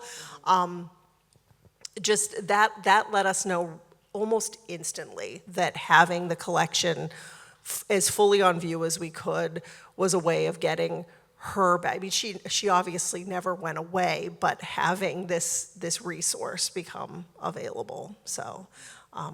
So yeah.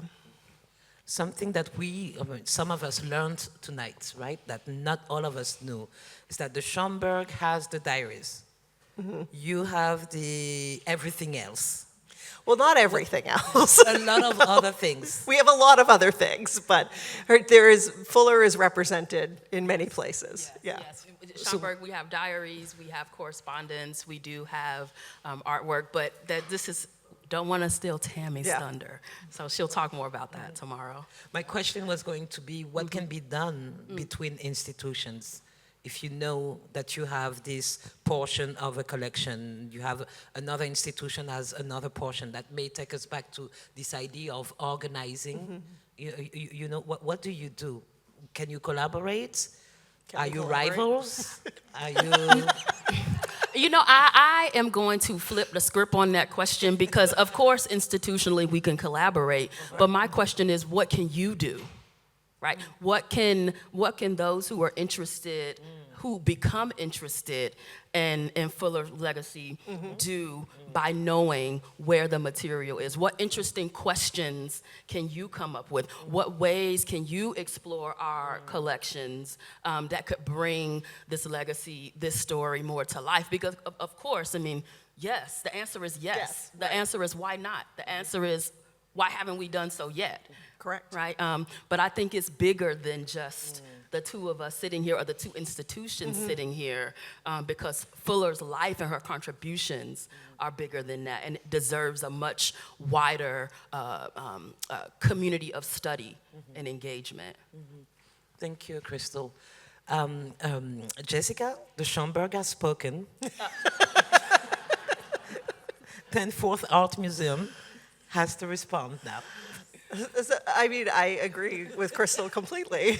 So I think that there is, I mean, yes, I agree, and that collaboration is always, you would always love to strive for collaboration. But I also think, like, I would never claim that we have all the materials and that's where it ends, because that is just never the case. And I think that, I mean, and we were saying earlier with Marie, the way a number of things have come to us over the past 6 years, including that scrapbook, was just a phone call from someone saying, oh, I found this thing. And people who have found, so there is, I would also task everyone out there with what can you do, what can you add, but also what do you want to see? Because yes, we're a museum, we put things on display, but we're not static. A museum is organic, it shouldn't be static, so yeah, where can we go with Fuller, so. And without getting too technical, and I don't even know, this realm, but does it matter? I mean, does the size of the institution matter, the location, the fact that the Schomburg is part of the New York Public Library, another network of, other partners, and is collaboration easy to make, to organize, or is it something else in your already difficult, the difficult tasks that you're dealing with on a daily basis? Institutionally, is collaboration an easy thing? That is an excellent question. Thank you. Because yes, on the surface, I think my default answer is always yes. Let's collaborate. How can we collaborate? But I would doubt that many of you had heard of the Danforth before tonight. I mean, we're not large. I mean, we are a small institution, and we are in Framingham, Massachusetts, which is a wonderful place. But like I said, we have less visitation than the Met, so we. So do we. So yeah, I mean, you're always constrained by resources, people, and I think that, and that's a really boring answer to give you, but I think that you always have the best intentions and the things that you want to do, and then you're like, oh, we actually have 6 people on staff and a very tiny budget. So at that point, you're like, okay, when we were able to get that, to have that gallery for Fuller, I was like, this is the best that we can do. And I love the space, but I'm like, this is what we can do for her right now. And yeah. Collaboration is hard. Yeah. Is it worth it? Absolutely. Yeah. And that's all I'll say. That's it. Okay. If we if we go back to Fuller's legacy, right? What would you say is the place she occupies in the, let's say, the art history of the United States and the art history maybe of France or Europe or outside of the United States? What is her legacy in two different geographies? I'm like, that's a question we should answer tomorrow. That was what my thinking is. But yeah, I mean, because I feel like there are Yes. Yes. Okay, too early. Yes. If you were to tease people to attend the following day, what are we going to discover tomorrow? We're not gonna saying everything and not spoiling anybody's paper. Yes, yes. So not to spoil anyone's paper or to steal anyone's thunder, the preview for tomorrow could be thinking about, and I mentioned this earlier in a discussion, viewing Mita Fuller as at the vanguard, as at the leading edge, as trailblazing a path for others to follow, especially as we think about Black women artists and Black women sculptors. And so I'll leave it at that. Thank you.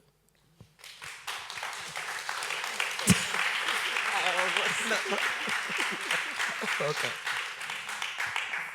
So thank you for answering my disturbing questions. And we'll continue our conversation tomorrow Yes, after all the absolutely. wonderful presentations. Thank you. Thank you very much, Yes. Thank you. Jessica. Thank you very much, Crystal. Yes, thank you.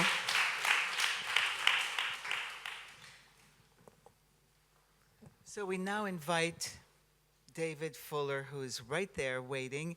David Fuller is the grandson of Mita Vaux Warrick Fuller, and he's going to talk about his grandmother, wife, as a wife, Mita Fuller as a wife, a grandmother, and a mother. Thank you. Good evening. My name is David Fuller, and I am the grandson of Mita Vaux Warrick Fuller. And after tonight, even more proud to be the grandson of this wonderful woman. When I had a Zoom conversation with Brune and Tessa and Marie, and when they asked me to consider coming to Paris to speak about my grandmother, I couldn't believe that someone was asking me to come to Paris.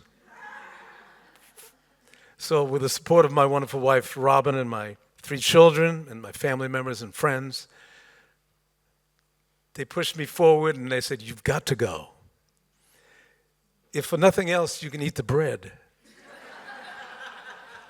And guess what? I've had wonderful meals, and the bread is really different.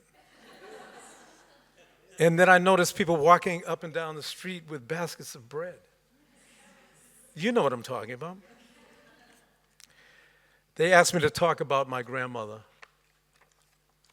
and I decided to speak to you about my grandmother as a wife, a mother, and a grandmother, in my view.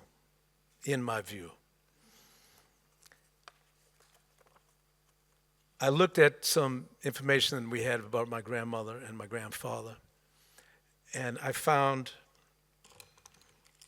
the original wedding invitation.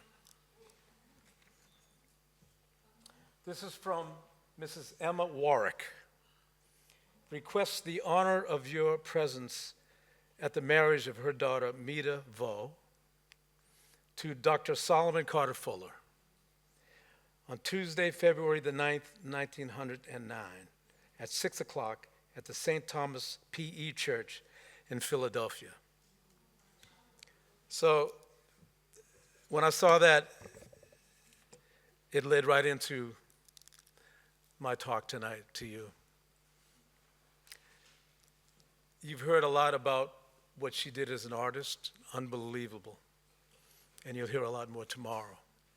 And I thank people for doing all the research, and I feel a lot of love toward my grandmother because of the work that you people have done. I truly do, and I thank you for that. When I think of my grandmother, I think of someone with compassion, a kind person, generous, lover of nature, a true Renaissance woman with a sense of empathy and, of course, talent. People talked about their experiences with her work in Philadelphia and in Paris and in Framingham. But she was a woman who had 3 children. My dad, Solomon, my Uncle Tom, and my Uncle Perry. And there was a period of her career that she took a little break from the art that she was doing and became more of a full-time mother, of course. And my grandfather expected that she would do that. And in those days, he emphasized the point that now that you're in this beautiful home on 31 Warren Road, and you have these 3 children, it's time to really settle down with that. Now, you can imagine my grandmother, of all things that she did and all the experiences, but she had to take a step back for a period of time until the children got older. And her goal was to educate and nurture and love these 3 boys.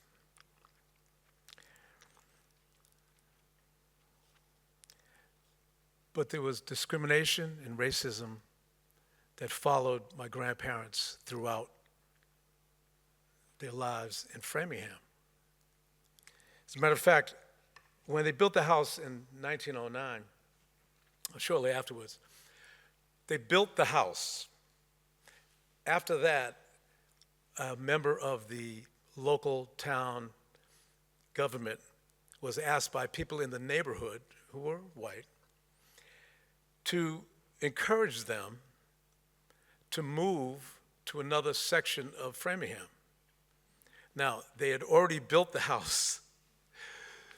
So when I mentioned compassion and kindness and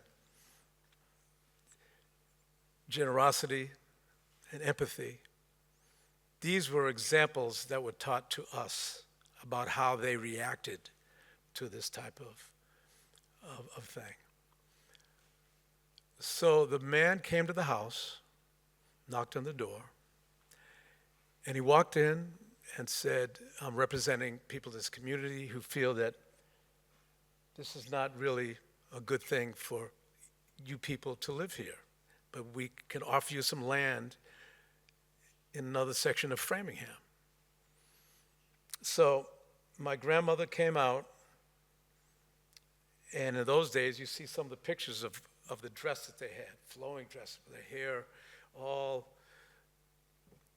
just in a great, great, great, great look.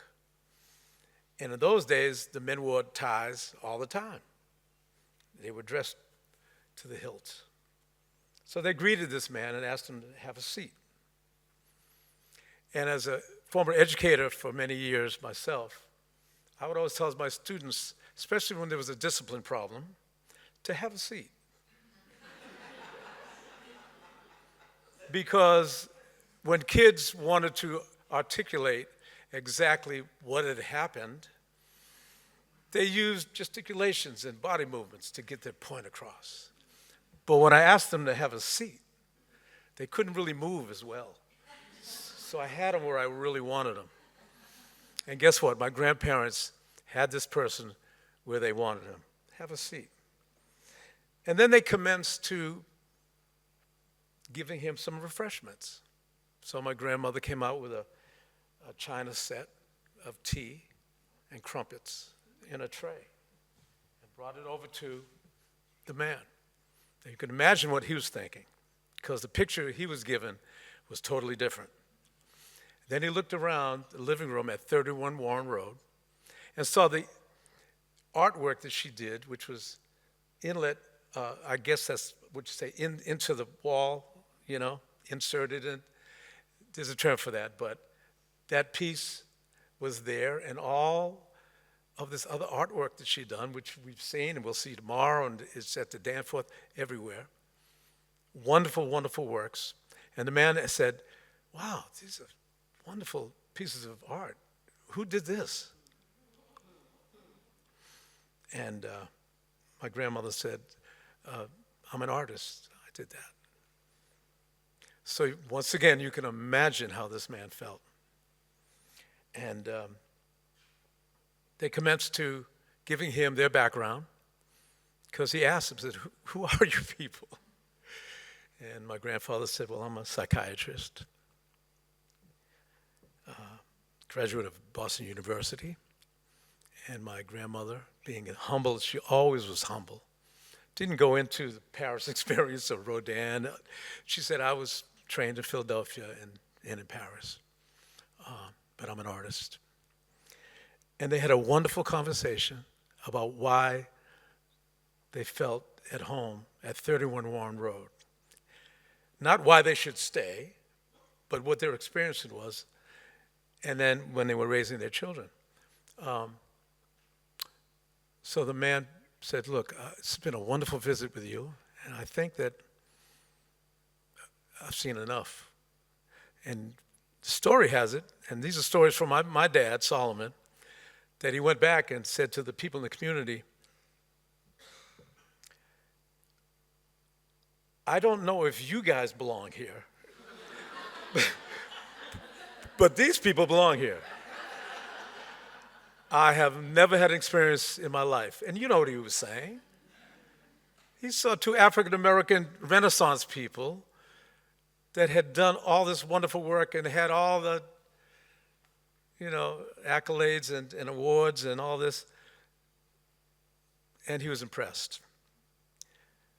My point is how they dealt with this.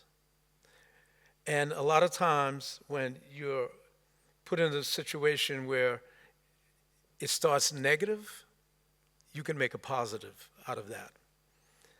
And you also learn through adversity, and you know both of them went through so much adversaries, situations and negativity because of racism and discrimination, that they learned from that. And as they grew older, they learned how to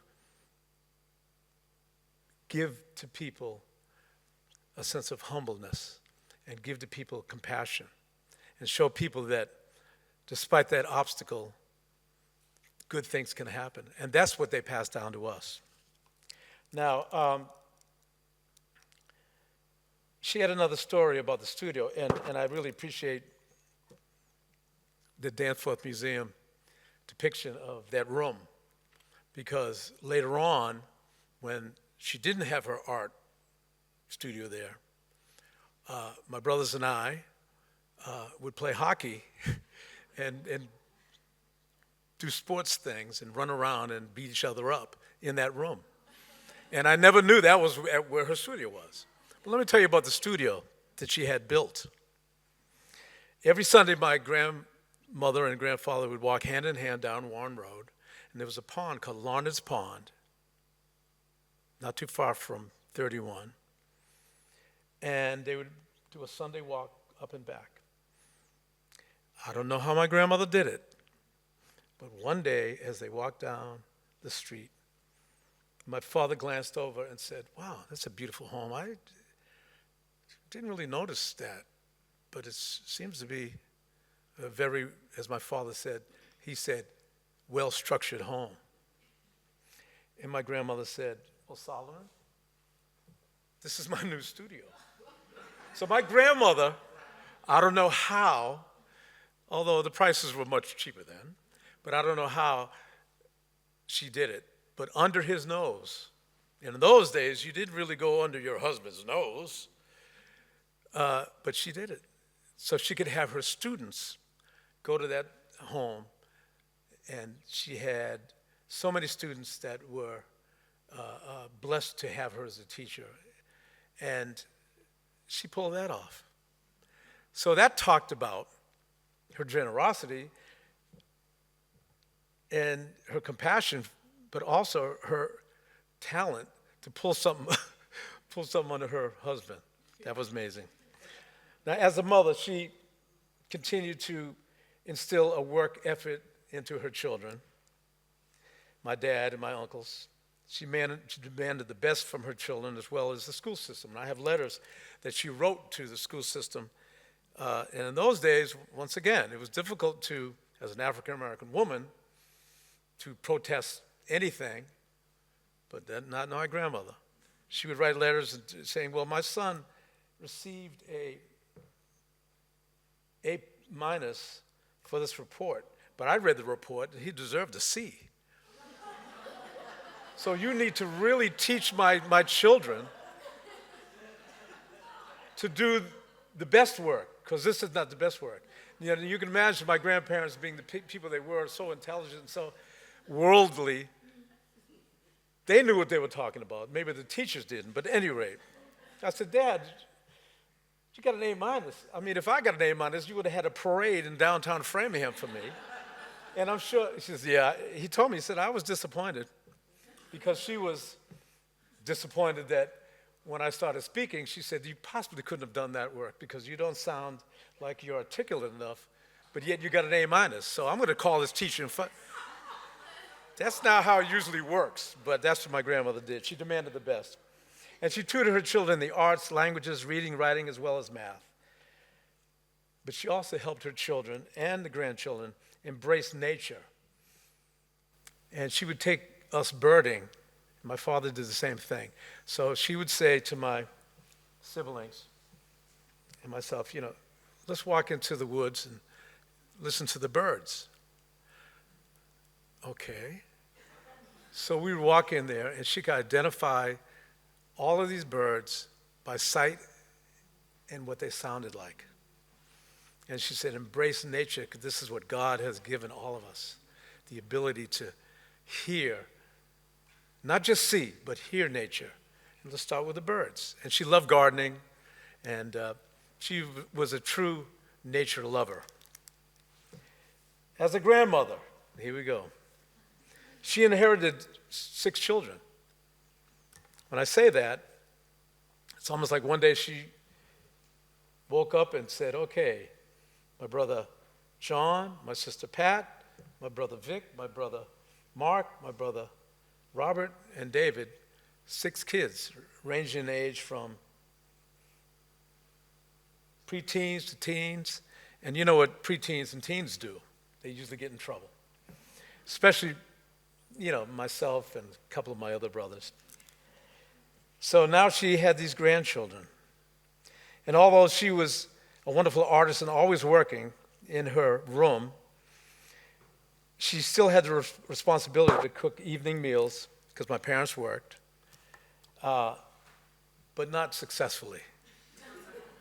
You see, when she came to Paris, she worked on her art, but it was obvious that she didn't go to culinary school in Paris.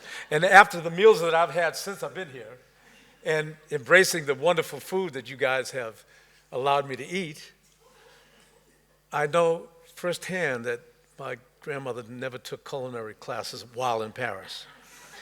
But she would say to me, David, this is going to make you smart and strong. And I said, okay. So I asked my brothers and sister to give me some stories that reflected what Mita meant to them. And there was various stories, and they were great. One included teaching my brother and sister how to speak French, and I thank you for that. She loved French language, and she tutored not only my brother and sister, but kids in the neighborhood. She's fluent in French. But as precocious young preteens, we would plan to execute somewhat illegal events. That's what we did. My father used to call us the epitome of, hellions. I said, hellions? Bad kids, okay. But my brother Vic told me that he would always bring her tea, because she loved tea. So when we were doing illegal things downstairs, my brother Vic and my other brothers would bring her tea. And she would sit in her room and drink that tea and work on her artwork or write her poetry, because she always wrote poetry. And she always was working, always, even later years. But she had her tea, so she was happy. Yeah. Oh. My grandmother was a delight to talk with. She had a calming voice and wonderful mannerisms. And this was evident when, as my father said, for many years, the women in that area who were confined to being mothers and taking care of the house, but were very lonely. And most of these women were white women that knew of her talent, but would visit her, and she would make them feel so warm and make them feel so needed by reading poetry to them, helping them write poetry, talking to them. She was like a therapist to these women. And it made them feel strong, because they would leave her house, and they came on a regular basis, feeling like they were somebody. So once again, her generosity and her love for people was so evident, with people who didn't look like her and might have been part of the groups that didn't want her being there. But she learned that by loving everybody and giving of herself, she would get it back. And they loved her for that. That was a highlight to me, because I think that speaks about who she was. She was a major player in the women's suffrage when African women weren't routinely part of that. And she was a supporter of theatrical arts, participating in many plays and performances. She wrote, did set design. She was a Renaissance woman. As I grew older, wiser, and a little more mature, I came to realize just how wonderful and talented, especially my grandmother, was. And, this has been so wonderful for me, not only tonight, and I know it's going to be great tomorrow, but just being around people that really, truly loved my grandmother. So I really thank you. Thank you, Paris. Thank you, the global organization, Danforth, and people of Columbia, for doing this for my family. And I speak for my family in saying thank you. But I want to read a poem. And my father said this is a poem that when she was leaving France to go back to the States that she wrote. And I want to read it to you. It's very short. And it's called Au revoir, saying goodbye. You may not see me when you come this way again, for while you span the oceans wide, I may cross the quiet stream. But do not weep, for though it may not so seem, I shall be here to touch the many things we love and fondle them forever. And that was her goodbye to France. So it changed her life, and I forever, and my family forever thanks you for that, because you made a difference not only in her life, but in my life. And once again, I just thank the many people that supported this. I want to recognize my niece, who's the great-granddaughter, Dr. Dawn West. Dawn, raise your hand. Who now lives in Ireland, and found out I was coming over here. Said, "Oh, Uncle David, I'll see you in a little while. I'm coming over. I'm thinking the States, my 7-hour trip plane to France, and I remembered, oh yeah, Ireland is not that far away. It's like New York to Boston type of thing. And she was there. I thank you, Dawn, for being here. And then my good best friend, the photographer, professional photographer, Stanley Benders.